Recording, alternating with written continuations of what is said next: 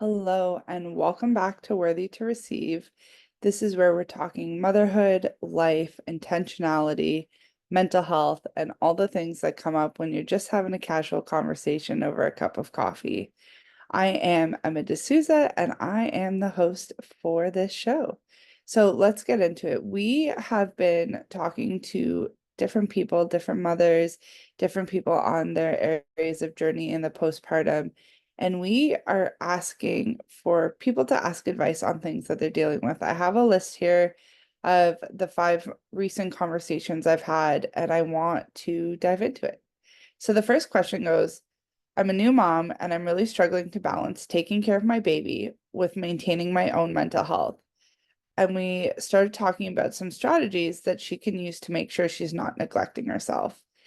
I think the biggest key, the biggest point that comes up when we're talking about postpartum motherhood, etc., is neglecting ourselves is almost glamorized in society, that as a mother, we should sacrifice to provide for our families, for our babies. And the biggest issue with this, out of many issues, is you cannot pour from an empty cup. And that is a saying that we hear all the time. But do we really listen to it? Do we really hear the message? If we are neglecting ourselves, we are draining over and over until we have nothing left. And then we are not healthy for ourselves. We're not healthy for our families, for our careers, whatever that you need to do, you have less and less capacity and a lower threshold. So the number one thing that I would say when it comes to not neglecting yourself is prioritizing yourself. And this is something that can feel hard. This is something that can feel out of routine, not used to, awkward, but prioritizing yourself is the number one way to make sure that you are taking care of baby and maintaining your mental health. The second thing I typically suggest is making a list when you feel good, when you have a little bit of energy. So let's say the baby's napping or it's first thing in the morning, whenever you have at least a few moments to yourself, make a list of things that make you feel good. How I used to do it was, if I'm feeling anxious, this is the list. If I'm feeling down, this is the list. If I'm feeling angry, this is the list. And it can repeat, you can have things that overlap, but having a list to refer to in the moment when you're feeling big feelings helps take out the guesswork and the decision fatigue in knowing ways to help yourself and knowing ways to support yourself.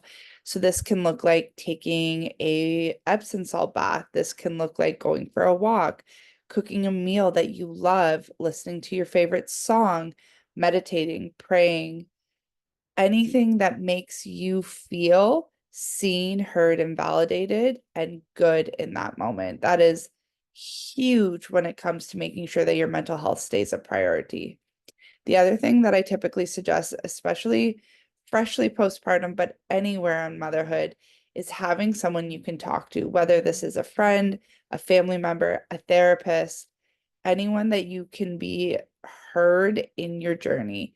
And this doesn't mean you need advice. This doesn't mean that you need someone to fix something for you. Sometimes we just need to be able to get it out. And if you can't find someone to share your thoughts with, I highly recommend journaling and just getting it out of your head. Things seem so much more intense and so much scarier when they're just stuck in our head on the loop of repeating. So getting it out of your head, getting it into the world. And if you need to vent, one of my favorite things that I've been suggested before is writing out all the toxic feelings into a journal and then shredding it, burning it safely outside, like something to just destroy those thoughts. So you're not rereading it, but you are purging them. I hope this helps. The next one we got is, I feel guilty every time I take a moment for myself. It feels like I should always be focused on my kids. How can I overcome this guilt and prioritize self-care without feeling selfish? Again, this is everything I said in the first question relates to this, but it comes again, releasing what society has said about moms needing to sacrifice constantly in order to provide, and prioritizing you and filling your cup, understanding that if you are nourished and if you are overflowing, you can pour into your family easier. You can pour into your kids with more presence, more patience, more kindness, more intention. And the whole point of us wanting to enjoy motherhood is to be present with our kids, to enjoy the small moments. But if we are depleted, if we are exhausted, it is harder to enjoy those small moments. It is harder to lead by example, to be the model that we want to be for our children. So understanding that by doing self-care and pouring into yourself, you are empowering yourself to do all the things you want to do as a parent, to be all the things you want to be as a parent. So this to me would be a mindset shift more than anything tangible. Understanding the cause and effect that if you don't do self-care and if you don't take care of yourself, you are actually not going to be able to accomplish the things that you think you are accomplishing by neglecting your self-care. Our third question was about mindful parenting. I've heard a lot about mindful parenting, but I'm not really sure what it means or how to start. Can you give some practical tips on how to be more intentional and present with my kids? I love this. And this is something that I think is a lifelong practice because although I have the awareness of who I want to be as a mindful parent, when I'm tired, when the kids are sick, when things are going on, it is so easy for that to slip away. So the biggest thing I can say when it comes to mindful parenting is grace. Have grace with yourself, have grace with your kids, and know that it is not always going to look how you want it to look. Sometimes you are going to be exhausted, you are going to be surviving, and that is okay in those moments. You don't always need to be mindful in order to be a good parent. One of the biggest things I would say in starting is finding ways to be present. We can quickly be checking something on our phone, whether it's a recipe, catching up on text messages or emails, or even scrolling. Having that intentional time to put your phone away when you're with your kids is hands down where I would start. Find ways to be present. Even if you guys are watching a show together, be intentional with not being on your phone. Be intentional with engaging with your kids, asking about the show, asking about what they're enjoying, being silly, laughing, asking about their day. Treat your children as if they were people you were having a conversation with and not just your child. And this will look different at every age. And I can only speak from a young child perspective because my kids are 2.5 and 7 months old. So we got very little ones at home. But with my toddler, we ask about if she had a good day, what she did during the day, what she liked, what she didn't like. And then we just have silly time together. We have laughs, we have playtime, and we're very intentional with how we craft the time that we have together. That's not to say that we don't get stuck in the texting people back, checking emails, doing that while we're with her. But she is so good at calling us out, as most toddlers are, and she will ask us to get off our phone. And that is such a humbling reminder that our kids do notice and they do want our attention. They do want our presence more than just physically. So the first place I would start is finding ways to be more present when you're together, and that is typically removing the screens. Next one is about managing expectations. As a mother, I often feel overwhelmed by societal expectations and the pressure to be perfect. How can I manage this and be kinder to myself? This is going to be less tangible and more in the mind. One of the biggest things that if you're struggling with mental health, if you're struggling with anxiety or depression or anything else, I highly recommend seeing a therapist. There are a lot of places that do sliding scales. There are a lot of places that offer different things at different levels at different price points. So if you're really struggling, I highly recommend therapy. I do therapy once a month. I've done therapy on and off for the last 14 years, and very consistently, I would say in the last 5 years as monthly check-ins. So if you're really struggling with speaking kindly to yourself and that negative self-talk, I highly recommend a professional. And I do cognitive behavioral therapy, but there are so many different things out there, and it may take some trial and error to figure out what works best for you. But sometimes talking to a professional about how to head on navigate our negative self-talk is the best route that we can go.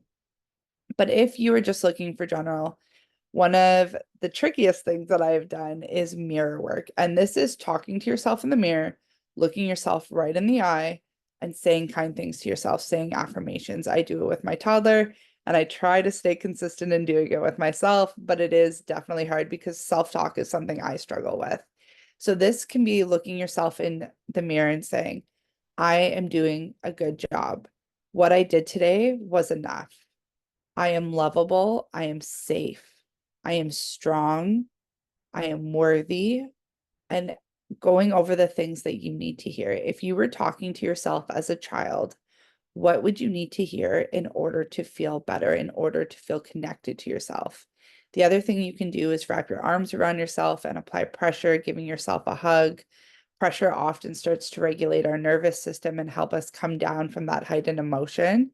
I love a good weighted blanket and really just practicing when you notice the self negativity and when you notice the thoughts popping in, even if you can't argue them right now, even if they feel too true that the affirmations don't do anything, having the awareness of what's coming up and just noticing them is a great place to start in starting to address them.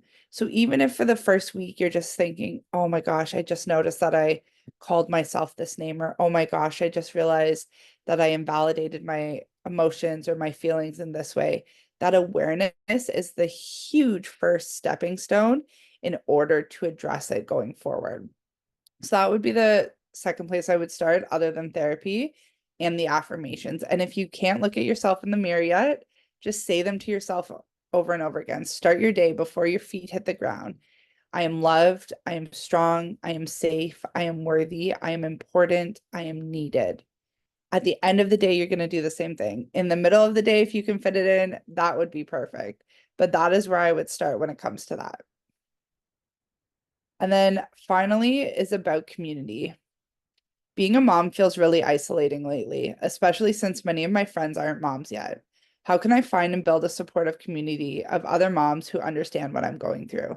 I think this is an epidemic in itself. Moms chronically feel lonely in their journey, and there's so many parents out there. There's so many moms out there, and yet we tend to feel lonely, stuck, and isolated in what we're experiencing.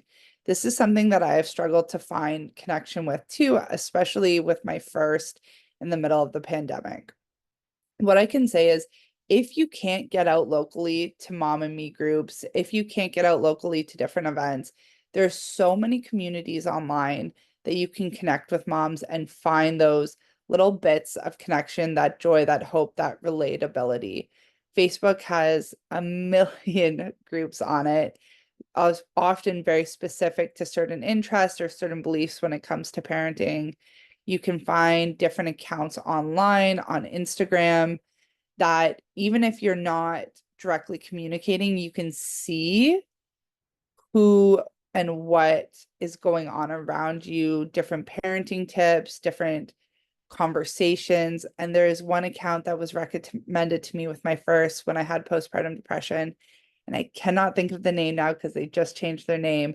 But if I do think of it, I'll put it in the show notes. It is one where people message in, they do polls so you can see what people are experiencing. It is a therapist run account, so there's really good feedback and insight, and just really finding these bits of community that you feel seen, that you feel related to. If you can go to mom and me groups in your community, that is a huge step where all the moms feel a little bit awkward. All the moms feel a little bit nervous, especially when you first start going. But again, having that grace for yourself to be imperfect, having that grace for yourself to be awkward is going to allow you to really step in and own making those mom friends and understanding that it's going to take time. Just like when you were in high school, you didn't know who was the right friend, you didn't know who you vibed with at the beginning.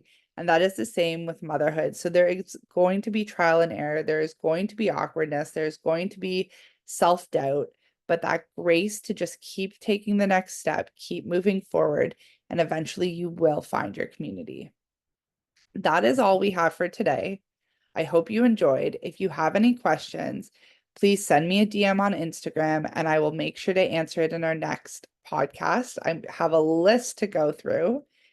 I want to normalize having these conversations as mothers, as parents, And I want to normalize that not everything is perfect like we see online, and not everything needs to be perfect in order to have a good experience in our motherhood journeys.